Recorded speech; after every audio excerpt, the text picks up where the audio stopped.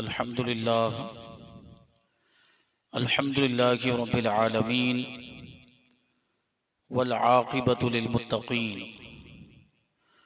वस्सलातु वस्सलामु अला सय्यिदिल अंबियाइ वल मुरसलीन व अला आलिहि व अस्हाबिहि अजमईन अम्मा बअद फ़अऊज़ु बिल्लाहि मिनश शैतानिर रजीम बिस्मिल्लाहिर रहमानिर रहीम या अय्युहल्लज़ीना आमनू कुतिबा अलैकुमुस्सियामु कमा कुतिबा अलल्लज़ीना मिन क़ब्लिकुम लअल्लकुम तत्तक़ून सदक़ल्लाहु मौलानाल अज़ीम व सदक़ रसूलुहुन नबियुल अमीनुल मतीनुल करीम व नहनु अला ज़ालिका लमिनश शाहिदीन वश्शाकिरीन वज़्ज़ाकिरीन वल हामिदीन वल्हम्दुलिल्लाहि रब्बिल आलमीन।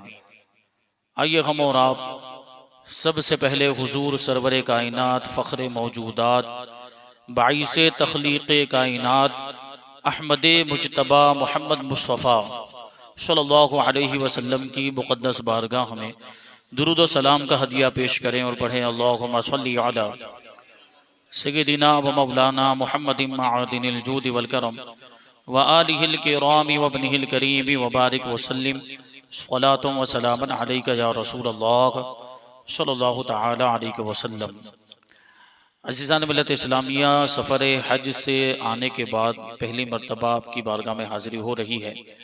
अल्लाह तबारक व तआला इस साल जिन भी अहले ईमान ने हज किया है सबके हज को कबूल फरमाए और सारे अहले ईमान को बार बार हरमैन शरीफैन की बाअदब हाज़िरी और ज़ियारत की सआदत नसीब फरमाए। तो हमारा जो सिलसिला जारी है आज उसकी 5वीं कड़ी है। या अय्युहल्लज़ीना आमनू, ए ईमान वालो। वो आयतें जो इन अल्फाज से शुरू होती हैं जिनमें ईमान वालों को खुसूसी तौर पर खिताब फरमाया गया। आज जो आयत करीमा है वो सूरह बकरा की आयत नंबर 183 यानी 183। अल्लाह तबारक व तआला इरशाद फरमाता है, या अय्युहल्लज़ीना आमनू कुतिबा अलैकुमुस्सियामु कमा कुतिबा अलल्लज़ीना मिन क़ब्लिकुम लअल्लकुम तत्तक़ून। ए ईमान वालो, तुम पर रोज़े फ़र्ज किए गए जैसे कि तुमसे पहले वालों पर फ़र्ज किए गए थे ताकि तुम मुत्तकी बन जाओ, परहेजगार बन जाओ। बुनियादी तौर पर इस आयत करीमा के अंदर रोज़े की फ़र्जियत का जिक्र है। और रोज़ा किसे कहते हैं वो आप सब जानते हैं। सुबह सादिक से लेकर गुरूब आफताब तक खाने पीने और जिमा यानी हम बिस्तरी से रुके रहने का नाम है रोज़ा। अरबी में उसे सौम कहा जाता है जिसकी जमा है सियाम, यानी सौम एक वचन है और सियाम बहुवचन है। रोज़ा ये कोई नई इबादत नहीं है और रोज़ा सिर्फ हमारी शरीयत में है ऐसा भी नहीं। रोज़ा बहुत पुरानी इबादत है और अगली शरीयतों के अंदर भी इसका हुक्म था। जैसे कि इस आयत करीमा के अंदर आपने समाअत किया कि ए ईमान वालों, तुम पर रोजे फर्ज किए गए जैसे तुमसे पहले वालों पर फर्ज किए गए। मतलब यह है कि रोजे हमसे पहली उम्मतों पर अगली उम्मतों पर भी फर्ज किए गए थे और ये सिलसिला हजरत आदम अलैहिस्सलाम से चला आ रहा है। ऐसा भी नहीं कि दुनिया बनने के बाद हजारों साल के बाद ये इबादत शुरू हुई हो, नहीं, बल्कि हजरत आदम अलैहिस्सलाम पर अय्यामे बीज के रोजे फर्ज थे। यानी चांद वाला जो महीना होता है ना, कमरी महीना, उसकी 13, 14, 15 तारीख के रोजे, ये 3 दिन के रोजे जिनको अय्यामे बीज कहा जाता है। हमारे आका हुजूर रहमत आलम सल्लल्लाहु अलैहि वसल्लम भी अक्सर ये रोजे रखा करते थे। यानी अय्यामे बीज के रोजे रखना ये सुन्नत है, नबी पाक सल्लल्लाहु अलैहि वसल्लम की, हमारे आका की सुन्नत है और हजरत आदम अलैहिस्सलाम की सुन्नत है। बल्कि हजरत आदम अलैहिस्सलाम पर तो ये रोजे रखना फर्ज था। और आपने ये भी सुना होगा बनी इसराइल पर आशूरा का रोजा फर्ज था। आशूरा के दिन रोजा रखने का उनको हुक्म दिया गया था। और ईसाइयों के लिए रमजान के रोजे फर्ज किए गए थे, नसरानियों के लिए रमजान के रोजे फर्ज किए गए। लेकिन हमारी शरीयत में जो वक्त और टाइम है ना, ये थोड़ा मुख्तलिफ है और हमसे पहले वालों के लिए जो रोजे का टाइम था वो अलग था। बल्कि हमारी शरीयत में भी शुरुआत में वही टाइम था जो हमसे पहले वाले लोगों के लिए था। क्या होता था कि गुरूब आफताब के वक्त रोजा खोल दिया, फिर आपको खाने पीने की इजाजत, लेकिन कब तक? खाने पीने की इजाजत है जब तक ईशा का टाइम शुरू नहीं हो जाता। यानी कितना मुख्तसर सा वक्त है, ईशा का टाइम शुरू हो गया तो दूसरे दिन का रोजा शुरू हो जाएगा। इतना मुख्तसर सा वक्त खाने पीने के लिए मिलता था। यानी गोया के मगरिब का जो पूरा टाइम है, शुरू टाइम से लेकर आखिरी टाइम तक, यही वो वक्त था जिसमें खाने पीने की इजाजत थी, बीवी से हमबिस्तरी करने की इजाजत थी। और उसके बाद जैसे ही ईशा का वक्त शुरू हो जाए, खाना पीना भी मौकूफ कर देना है और अब हमबिस्तरी भी जायज नहीं। यानी यहां से रोजे की पाबंदी शुरू हो जाती थी। एक तो ये चीज है कि इतना वक्त रखा गया था। और इब्तिदाई इस्लाम में जब रोजे का हुक्म आया था तो उस वक्त एक हुक्म यह भी था कि अगर कोई सो जाता है गुरूब आफताब के बाद, गुरूब आफताब के बाद सो जाता है, अगरचे ईशा से पहले ही सो जाए, अगरचे ईशा का वक्त ना आया हो, अगर कोई सो जाता है ना, फिर उसके बाद उसको खाने पीने की इजाजत नहीं। फिर अगरचे वो ईशा के वक्त से पहले बेदार क्यों ना हो जाए, उठ क्यों ना जाए, उसको खाने पीने की इजाजत नहीं। यानी सोने की वजह से भी रोजे की पाबंदियां शुरू हो जाती थी। तो ये हुक्म था पहले, और अगली शरीयतों के अंदर भी ये हुक्म था। अल्लाह तबारक व तआला ने हमारे लिए आसानी पैदा फरमाई, और इसमें भी सहाबा इकराम का अहम किरदार और अहम रोल है। और ये भी कहीं ना कहीं अल्लाह तबारक व तआला की तरफ से। यानी आप देखिए सहाबा इकराम का मकाम और मर्तबा हुआ यूं था। बहुत सारे सहाबा इकराम के साथ ये वाकया पेश आया था, क्योंकि अब रात का वक्त है, अभी तो रात में बीवी से हमबिस्तरी करो तो जायज है, लेकिन पहले ये हुक्म नहीं था, रात में हमबिस्तरी करना भी हराम था रमजान में। तो हजरत फारूक आजम रज़ी अल्लाह तआला अन्हु से ये अमल सरजद हो गया और आप बहुत शर्मिंदा हुए, रात ही में गुस्ल कर लिया, पूरी रात रोते रहे, क्योंकि उस वक्त तक ये अमल रात में भी जायज नहीं था। तो हजरत फारूक आजम रज़ी अल्लाह तआला अन्हु पूरी रात अपने गुनाह की माफी मांगते रहे, तौबा करते रहे, और शर्मिंदगी के तौर पर अल्लाह तबारक व तआला की बारगाह में आंसू बहाते रहे। जैसे ही सुबह ही अल्लाह के रसूल सल्लल्लाहु अलैहि वसल्लम की बारगाह में पहुंच गए। दूसरे सहाबा इकराम के साथ भी ये मामला हुआ था, लेकिन उनके अंदर हुजूर पाक सल्लल्लाहु अलैहि वसल्लम की बारगाह में बयान करने की हिम्मत नहीं। लेकिन फारूक आजम रज़ी अल्लाह तआला अन्हु, आप जानते हैं कि वो बहादुरी और शुजाअत में कैसा मकाम और मर्तबा, हुजूर की बारगाह में पहुंचे और रोते रोते अर्ज करते हैं, अपना पूरा वाकया बयान करते हैं कि ऐसा ऐसा हो गया। तो हुजूर पाक सल्लल्लाहु अलैहि वसल्लम ने समाअत किया। अब जब हजरत फारूक आजम रज़ी अल्लाह तआला ने बयान किया ना, तो दूसरे सहाबा इकराम के अंदर भी हिम्मत आ गई और उन्होंने भी कहा कि हमारे साथ भी ऐसा मामला हो गया, हमसे भी ये खता सरजद हो गई। तो ये भी एक मौका था, ये सहाबा इकराम से ये जो खता सरजद हो गई, ये भी एक मौका था। और फिर मैंने भी अर्ज किया कि अगर कोई इशा से पहले सो भी जाता था ना, तो उसके लिए खाना पीना जायज नहीं होता था। हजरत शर्मा इब्ने कैस रज़ी अल्लाह तआला अन्हु, ये भी एक सहाबी रसूल थे, वो बहुत ही गरीब थे और मजदूर आदमी थे, पूरा दिन मेहनत मशक्कत करते थे और थक जाया करते थे। तो रमजान के महीने भी वही मामूल, काम तो करना पड़ेगा, कमाना है, बाल बच्चों को खिलाना। तो एक मतलब रमजान के महीने में ऐसा हुआ, हजरत शर्मा इब्ने कैस पूरा दिन मेहनत मजदूरी करके आए। शाम का वक्त था, इफ्तारी का टाइम, जैसे ही आए आपने अपनी बीवी को कहा कि कुछ खाना हो तो पेश किया जाता कि हम उससे इफ्तारी करें, और पूरे दिन के थके हुए थे। आपकी बीवी जो है वो खाना बनाने में मशगूल हो गए, तो खाना बनाने में टाइम लगता है। तो हजरत शर्मा इब्ने कैस रज़ी अल्लाह तआला अन्हु इतने ज्यादा थके हुए थे, थोड़ा लेटे आराम करने के लिए, तो आपकी आंख लग गई, सो गए।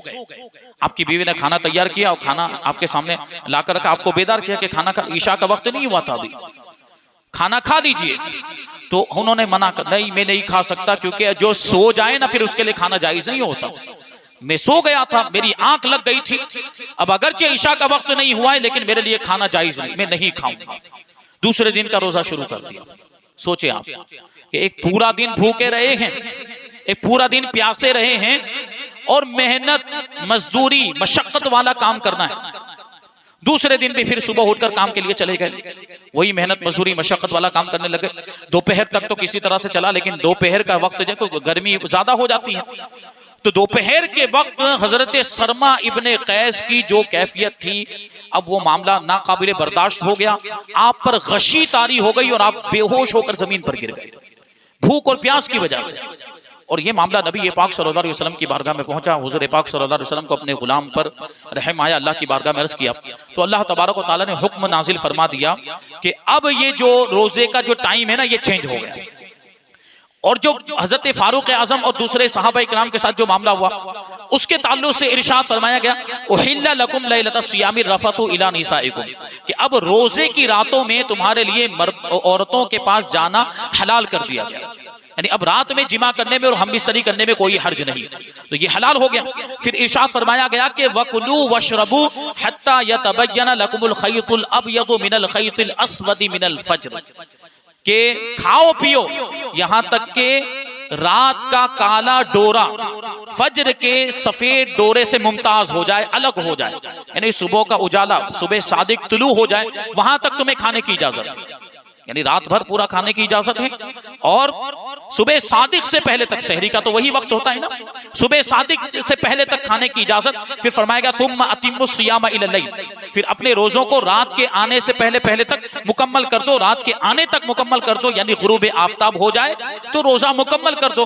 गुरूब आफ्ताब होने पर हमारा रोजा मुकम्मल हो जाता है, गुरूब आफ्ताब हो जाता है, तभी तो हम इफ्तार करते हैं, और उसके बाद खाने पीने की भी इजाजत है, हम भी सरी करने की भी इजाजत है। सुबह सादिक तक ये इजाजत हमें अता फरमा दी गई। ये इस उम्मत पर अल्लाह तबारक व तआला का बहुत बड़ा एहसान। वरना आप सोचें कि अगर वैसा ही रोजा होता, वो लंबे टाइम वाला, ताकत होती है हमारे अंदर। आज भी गर्मी के दिनों में अगर रमजान का महीना आ जाए, 14-14 घंटे का जो रोजा होता है, तो कैसी हालत हो जाती है ना। और फिर बाज ममालिक, यानी हम तो हिंदुस्तान में रहते हैं, हमारे यहाँ पे मौसम में भी बड़ा एतदाल है और टाइम में भी बड़ा एतदाल है। कि गर्मियों में दिन बड़े हो जाते हैं लेकिन इतने ज्यादा भी बड़े नहीं होते, ठंडियों में छोटे हो जाते हैं, रात बड़ी हो जाती है, लेकिन वो एक सिलसिला हमारे यहाँ पे बड़ा मुनासिब है। लेकिन बाज ममालिक जैसे यूरोप के ममालिक है, वहां गर्मियों में दिन बहुत ही बड़ा हो जाता है, इतना बड़ा हो जाता है 21-21 घंटे का दिन हो जाता है। अभी 21-21 घंटे के रोजे उनको रखने हैं, और वो तो अभी भी रखने उनके लिए अभी भी है, और अगर रात में भी रोजा रखना होता तो कितनी तकलीफ हो जाती। तो यहाँ पर अल्लाह तबारक व तआला ने देखिए एक जो लफ्ज इरशाद फरमाया ना, वो हमारी तसल्ली के लिए इरशाद फरमाया, और उसके अंदर ईमान वालों के लिए एक यूं समझिए कि एक स्पिरिट है और एक ताकत है, एक कुव्वत, एक रूहानियत है। परवरदिगार ने क्या इरशाद फरमाया कि ए ईमान वालो, तुम पर रोजे फर्ज किए गए कमा कुतिबा, या अय्युहल्लज़ीना आमनू कुतिबा अलैकुमुस सियामु कमा कुतिबा अलल्लज़ीना मिन क़ब्लिकुम, जैसे कि तुमसे पहले वालों पर फर्ज किए गए। यानी ईमान वालों को दिलासा दिया जा रहा है कि ये इबादत हो सकता है तुम्हें मुश्किल लगे, थोड़ा हार्ड लगे, थोड़ा डिफिकल्ट हो सकता है, या तो भूखा रहना पड़ेगा, प्यासा रहना पड़ेगा, तो सुन लो, ये कोई नई इबादत नहीं है, ये तो पहले से चली आ रही है, ये बहुत पुरानी इबादत है। तो अब ईमान वालों को दिलासा मिल गया ना कि यार तो ये तो बहुत पुरानी इबादत है, तो ये हमें करनी चाहिए। अब ईमान वाला ये नहीं सोचता है कि यार इतना भूखा रहना पड़ेगा, नहीं, बल्कि अल्लाह को राजी करने के लिए 14 घंटे भी भूखा प्यासा रहने के लिए तैयार हो जाता है, और वो वक्त ऐसे निकल जाता है कि पता भी नहीं चलता। जो अल्लाह को राजी करने के लिए खुलूस नीयत के साथ अल्लाह की इबादत के लिए रोजा रखते हैं ना, उनको कोई तकलीफ नहीं होती। फिर 20 घंटे का भी हो ना, तब भी चलेगा, है ना। जिनको मतलब अब जिनके अंदर खुलूस ही नहीं है, या जिनके अंदर तड़प नहीं है, या शरीयत पर अमल करने का जज्बा नहीं है, उनको भारी मालूम होता है, उनको भारी मालूम होता है, फिर ऐसे लोग रोजा रखते भी नहीं है। लेकिन जो ईमान वाले, सच्चे ईमान वाले, उनका ईमान मजबूत है और जिनके अंदर शरीयत पर अमल करने का जज्बा है, उनके लिए बड़े से बड़ा रोजा रखना भी आसान बात है। तो ये कितनी प्यारी चीज अल्लाह तबारक व तआला ने हमें अता फरमाई, ये इबादत, ये इस्लाम का तीसरा अहम फरीजा है। नमाज है, हज है, और उसके बाद तीसरा अहम फरीजा नमाज, ज़कात और फिर रोजा, फिर चौथे नंबर पर हज आता है। 2 हिजरी 10 शाबान को रोजा फर्ज किया गया, रोजे का हुक्म आ गया था, और वहीं से फिर रोजे का सिलसिला शुरू हो गया। और ये रोजा जो है बड़ी बरकत वाली चीज है। लेकिन एक बात याद रखें कि आयत करीमा में आगे इरशाद फरमाया, रोजे के बड़े फायदे हैं, लेकिन सबसे बड़ा फायदा, बहुत सारे फायदे हैं, सबसे बड़ा फायदा क्या है? लअल्लकुम तत्तकून, तुम्हारे ऊपर रोजा क्यों फर्ज किया गया? ताकि तुम मुत्तकी बन जाओ, परहेजगार बन जाओ, अल्लाह से डरने वाले बन जाओ। मतलब क्या होता है कि बंदा जब रोजा रखता है ना, तो देखिए हलाल चीजों को भी छोड़ रहा है, खा नहीं रहा है, खाना हलाल है कि नहीं, फिर भी खाना छोड़ दिया, पानी पीना हलाल, लेकिन फिर भी पानी पीना छोड़ दिया, बीवी है यार निकाह करके लाया, फिर भी रोजे की हालत में बीवी से हमबिस्तरी करना जायज नहीं, रुकता है कि नहीं रुकता? तो इन हलाल चीजों से रुकने की वजह से फिर उसके अंदर हराम चीजों से रुकने का भी जज्बा पैदा हो जाता है। वो ये सोचता है ना कि यार मैं रोजे की हालत में हलाल चीजों से बच रहा था, तो मुझे हराम चीजों से कितना बचना चाहिए। खुद ब खुद उसके अंदर ये जज्बा यानी तकवा और परहेजगारी ये पैदा इस तरह से पैदा होता है। अब देखें ना कि बंदा जब रोजा रखता है बिल्कुल शाम का वक्त आ गया, पूरा दिन गुजर गया, शाम का असर की नमाज मिसाल के तौर पर, असर की नमाज, ये तो पूरा दिन मतलब जोहर की नमाज भी पढ़ता है, लेकिन खास तौर पर असर की नमाज का इसलिए जिक्र कर रहा हूं कि पूरा दिन गुजरा होता है, 10 घंटे से ज्यादा भी गुजर जाते हैं। असर की नमाज के लिए बंदा वुजू करने के लिए बैठा है, उस वक्त भूख कैसी लगी होती है, उस वक्त प्यास भी कैसी लगी होती है, वुजू करने के लिए, कुल्ली करने के लिए मुंह में पानी लेता है कि नहीं लेता? अगर चाहे तो पी ले, किसको पता चलेगा, है चाहे तो पी ले, किसको पता, लेकिन उसको ये मालूम, ईमान वाला है, उसका अकीदा है, किसी को पता चले या ना चले, रब को पता है। अगर मैं पी लूंगा, मेरा परवरदिगार तो जानता है ना, मैंने तो रोजा रखा हुआ है, और जिसके लिए रोजा रखा है वो तो देख रहा है ना। इमाम का वाकया, बचपने का वाकया, आला हज़रत रज़ियल्लाहु ताला अन्हु का वाकया है। बचपने का वाकया है कि छोटे से थे, पहली मर्तबा रोजा रखा था, पहली, अपने यहाँ पे भी नहीं, छोटे बच्चों को पहली मर्तबा रोजा रखा है, तो फूल पहनाते हैं और ये पूरा एहतमाम करते हैं। तो आला हज़रत रज़ियल्लाहु ताला अन्हु ने भी बचपने में, बहुत छोटी सी उम्र थी, उस वक्त रोजा रखा। तो जब दोपहर का वक्त आया, शाम का वक्त आया, तो एक कमरे के अंदर फिरनी की कटोरियां, फिरनी तैयार करके वो कटोरियां एक कमरे के अंदर रखी हुई थी, उसको जमाने के लिए आपके वालिद साहब आए और उस कमरे में आला हज़रत रज़ियल्लाहु ताला अन्हु को लेके गए। बचपने का ये आलम कि वो मकाम और मर्तबा यानी पहले से जो मिलने वाला था, उसके आसार पहले ही से जाहिर होने लग गए थे। तो आपके वालिद साहब ने दरवाजा बंद कर दिया, खिड़की बंद कर दी, और वो फिरनी की कटोरी देकर कहते कि खा लो, कोई नहीं देख रहा। आला हज़रत के वालिद माजिद वो बच्चे हैं, आपने सोचा होगा यार ये तो शरीयत के मुकल्लफ है नहीं, खिला देते हैं। शरीयत के अहकाम अभी नाफिज नहीं, शरीयत के अहकाम कब नाफिज होते हैं? बालिग होने के बाद। रोजा कब फर्ज होता है? बालिग होने के बाद। तो आपने ये सोच करके भूख लगी होगी, बच्चा बर्दाश्त नहीं कर पाएगा, तो आपने कहा ये फिरनी खा लो। तो इमाम ने बचपने में, गालिबन 4 या 5 साल की उम्र थी, उस वक्त ये जवाब दिया था। आपके वालिद ने एक जुमला बोला था कि खा लो, कोई देखने वाला नहीं, किसी को नहीं पता चलेगा। इमाम ने कहा था कि कोई देखे ना देखे, जिसके लिए रोजा रखा है वो तो देख रहा है ना। परवरदिगार नहीं खाया था।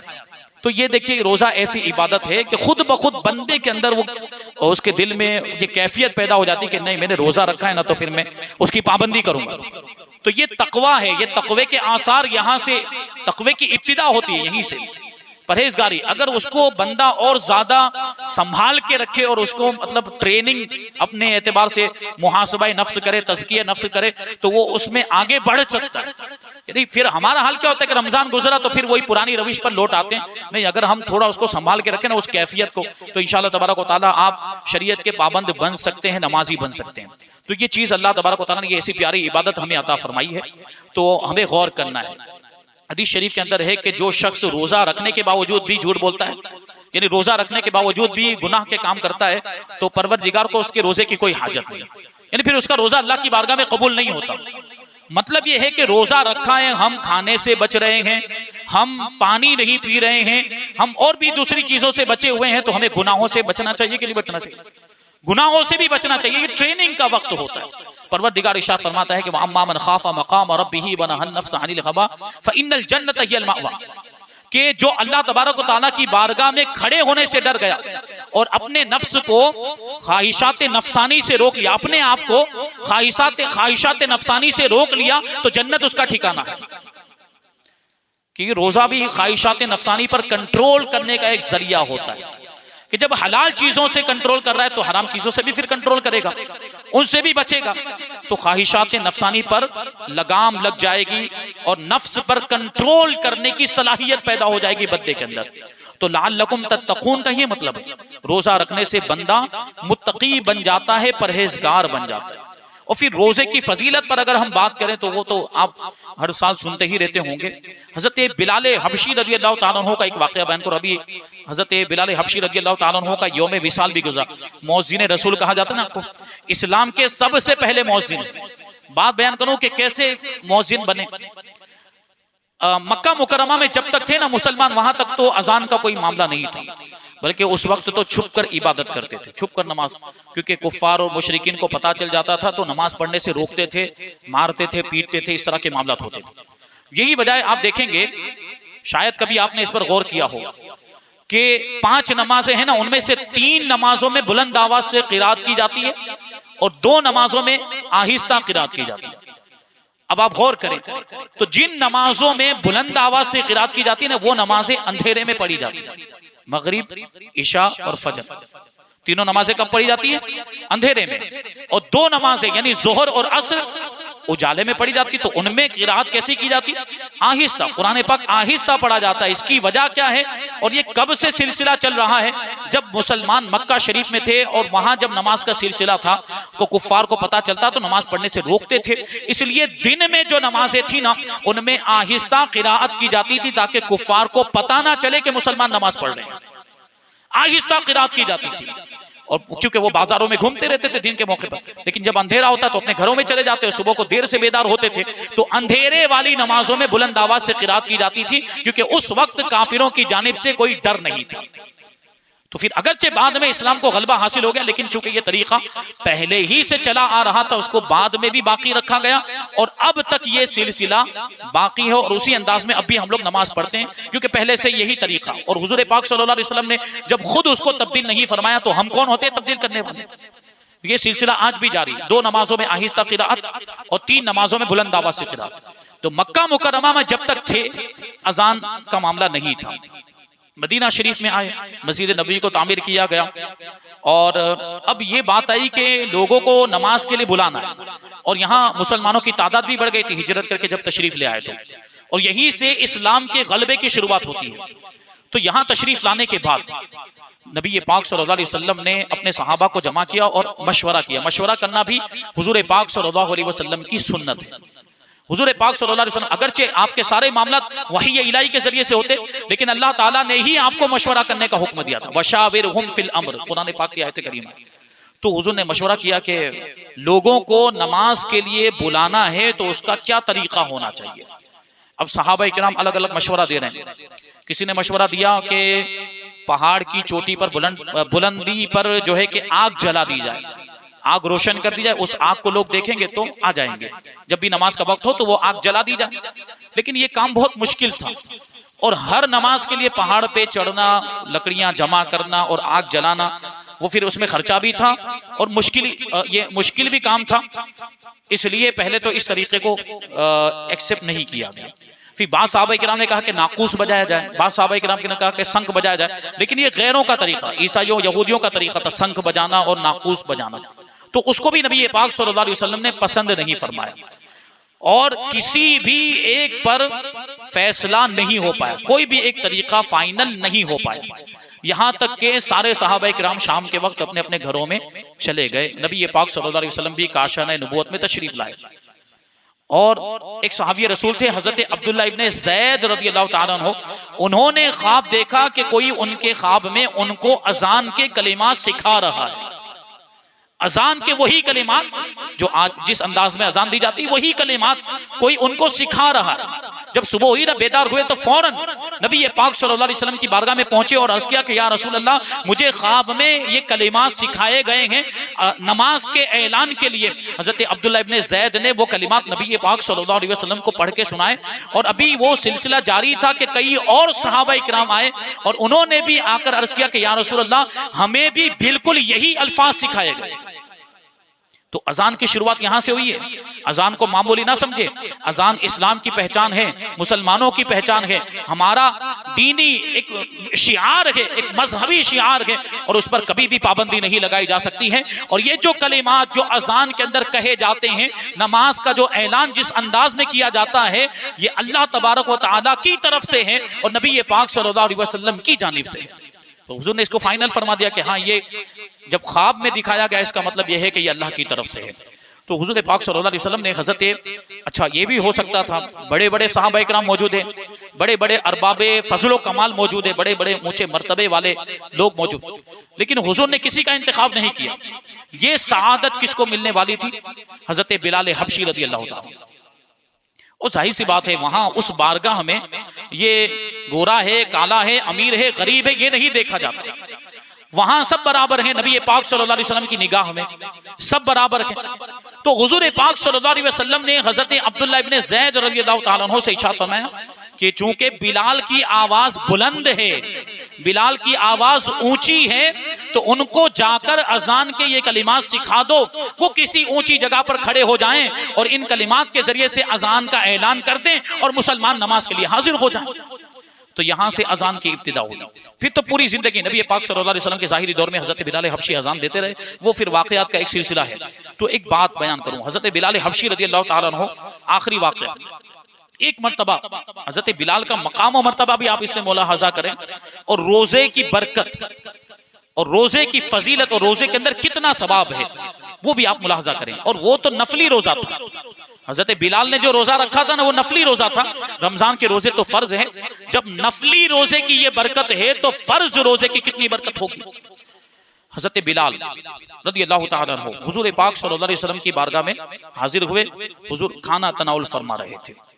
तो हमारा आपका तरीका होता है ना, जब कोई आता है हमारा जान पहचान वाला, हम खा रहे हो तो बुलाते हैं, तो ये हुजूर पाक सल्लल्लाहु अलैहि वसल्लम के अखलाक। आपने हजरत बिलाल हबशी रज़ियल्लाहु ताला अन्हु को खाने के लिए बुलाया कि आओ खाने के लिए बैठ जाओ। तो हजरत बिलाल ने अर्ज़ किया कि या रसूल अल्लाह, मेरा तो रोजा है, मैंने तो रोजा रखा हुआ है। तो हुजूर पाक सल्लल्लाहु अलैहि वसल्लम ने एक बशारत अता फरमाई और इरशाद फरमाया कि हम तो यहाँ खाना तनाउल कर रहे हैं, लेकिन बिलाल का रिस्क जन्नत में महफूज हो गया। ये रोजे की बरकत है कि हम तो यहाँ खाना खा रहे हैं और बिलाल नहीं खा रहा है, तो इसकी रोजी जन्नत में महफूज हो चुकी है, वो जन्नत में जाके खाएगा। हजरत बिलाल हबशी को जन्नती होने की बशारत कई मरतबा हुजूर पाक सल्लल्लाहु अलैहि वसल्लम ने अता फरमाई। एक मरतबा हुजूर ने इरशाद फरमाया कि मैं जब शबे मेराज में जन्नत के पास से गुजरा तो मैंने जन्नत में किसी के चलने की आवाज सुनी, कदमों की आहट को सुना। तो मैंने जिब्राइल से पूछा कि ये कौन है, ये किसके चलने की आवाज है, ये किसके कदमों की आहट है। तो जिब्राइल अमीन अलैहिस्सलाम अर्ज़ करते हैं या रसूल अल्लाह, ये बिलाल के चलने की आवाज है। तो आपका ये मकाम मर्तबा। तो हज़रत बिलाल हबशी, अच्छा हदीस पाक यहाँ पे मुकम्मल नहीं हुई।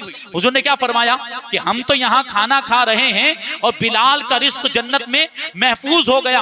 और जब किसी रोजेदार के सामने कोई खाना खाने वाला खा रहा होता है, जितनी देर तक कोई खाना खाने वाला खा रहा होता है उतनी देर तक रोजेदार की हड्डियां अल्लाह की पाकी बयान करती हैं, तस्बीह बयान करती हैं।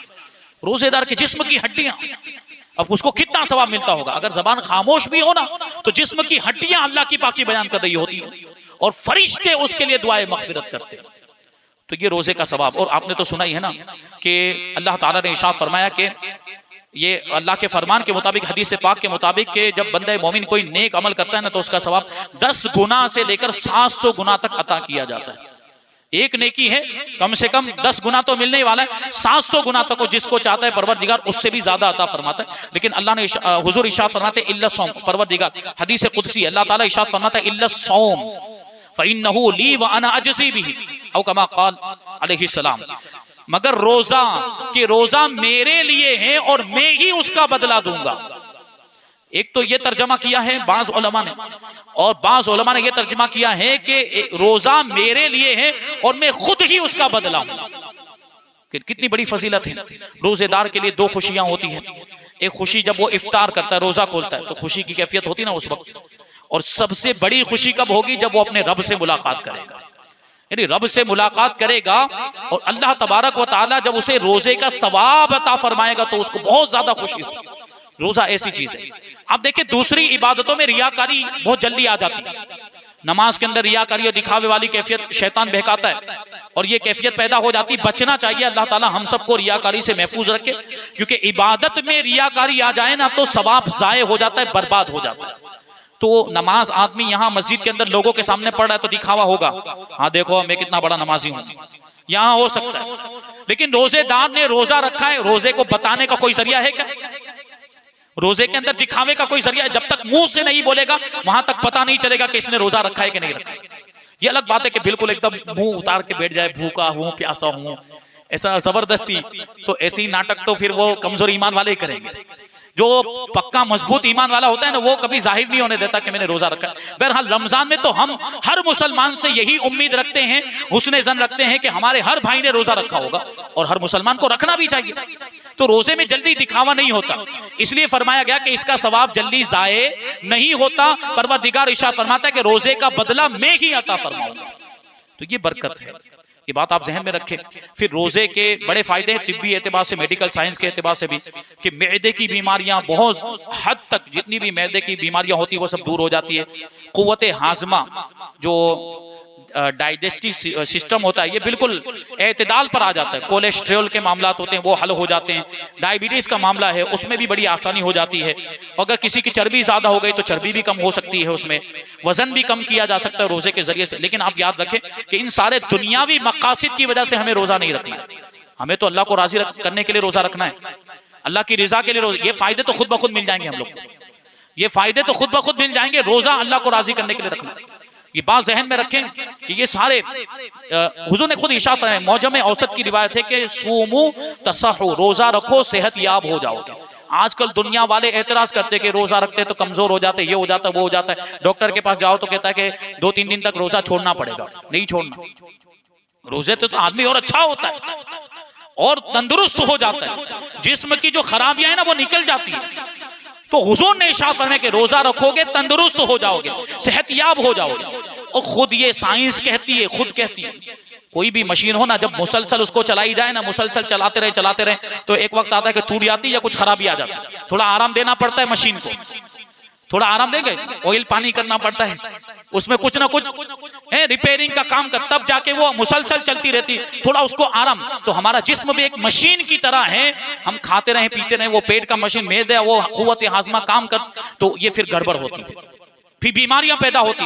लेकिन रोजा रखने की अगर आप आदत बना लेना, जैसे अय्याम बीज के बारे में मैंने कहा कि 3 दिन महीने में रोजा रखना है, अगर वो उसकी आप पाबंदी करें ना, इंशाअल्लाह तबारक व तआला कभी भी आपको पेट की कोई बीमारी नहीं होगी। रोजे की ये बरकत। और साल में एक मरतबा रोजा रखते हैं तो फिर साल भर जो कुछ गड़बड़ हुई होती है ना, वो पूरा रमजान के अंदर सब कुछ पाक साफ हो जाता है रोजे की बरकत से। तो ये बड़े फायदे, अभी तो और कितनी बातें बयान की जाए। और इसमें आप देखें एक सबसे बड़ा फायदा ये है कि हम जब रोजा रखते हैं ना तो फिर हमें भूखों की भूख का एहसास होता है और प्यासों की प्यास का एहसास होता है। यार उन पर क्या गुजरती होगी, हम भूखे रह रहे हैं, हमने तो रोजा रखा है इसलिए हम भूखे, तो हमें इतनी तकलीफ हो रही है। और भूख का एहसास, जिनको खाना मिलता ही नहीं है उनका क्या होता होगा। तो फिर हमारे अंदर मदद करने का जज्बा पैदा होता है, फिर खाना खिलाने का जज्बा पैदा होता है, ये भी होता है। हजरत बिश्र हाफी का वाकया है कि एक मतलब एक शख्स आपकी बारगाह में हाजिर हो, सख्त ठंडी का मौसम था। देखिए ये अल्लाह वाले और उनके अंदाज भी निराले होते, अलग ही मामलात होते हैं। तो वो शख्स हजरत बिश्र हाफी रजी अल्लाह ताला अन्हु की बारगाह में हाजिर हुआ। सख्त ठंडी का मौसम है और हजरत बिश्र हाफी रजी अल्लाह ताला अन्हु के ऊपर वाले जिस्म पर कोई कपड़ा ही नहीं और ठंड की वजह से कांप रहे हैं। और जो कुर्ता था ना वो टांग लिया था, आपने एक लकड़ी के ऊपर रख लिया था। तो वो शख्स आया और कहता है कि हुजूर ये ठंडी का मौसम है, कुर्ता आपको पहनना चाहिए, जबकि कुर्ता आपने उतार के रख दिया और कांप रहे हैं। तो हजरत बिश्र हाफी क्या जवाब देते कि मेरे अलावा कितने गरीब लोग मौजूद होंगे कि इस ठंडी के मौसम में उनके पास पहनने के लिए कपड़ा नहीं होगा। मैं सबको जाकर लिबास तो मुहैया नहीं कर सकता, लेकिन उनकी हमदर्दी के लिए इतना तो कर सकता हूं ना कि मैं भी उनकी तरह अपना कपड़ा उतार कर बैठ जाऊं और ठंडी में कांपता रहूं। उनकी मुवाफकत में ऐसा किया कि सबको अगर लिबास नहीं पहुंचा सकता तो मैं उनकी हमदर्दी के तौर पर यह कर रहा हूं कि मैंने अपना कुर्ता उतार दिया है और उनकी तरह मैं भी ठंडी में कांप रहा हूं। तो ये अल्लाह वालों की शान होती है। अल्लाह तबारक व तआला की बारगाह में दुआ है कि हमें रोज़ों की पाबंदी करने की तौफीक अता फरमाए, रमज़ान के रोज़े ख़ास तौर पर, और नफली रोज़े भी वक्तन फ़वक्तन रखने की, और ख़ास तौर पर अय्याम बीज रोज़े जो हैं वो रखने की तौफीक अता फरमाए। उसकी बरकतों से हमें माला माल फरमाए। जो कुछ भी बयान हुआ उस पर हम सबको अमल करने की तौफीक अता फरमाए, ईमान की सलामती अता फरमाए और ईमान पर ही हम सब का खात्मा फरमाए। वमा अलैना इल्लल बलाग। अस्सलामु अलैकुम। मुस्तफ़ा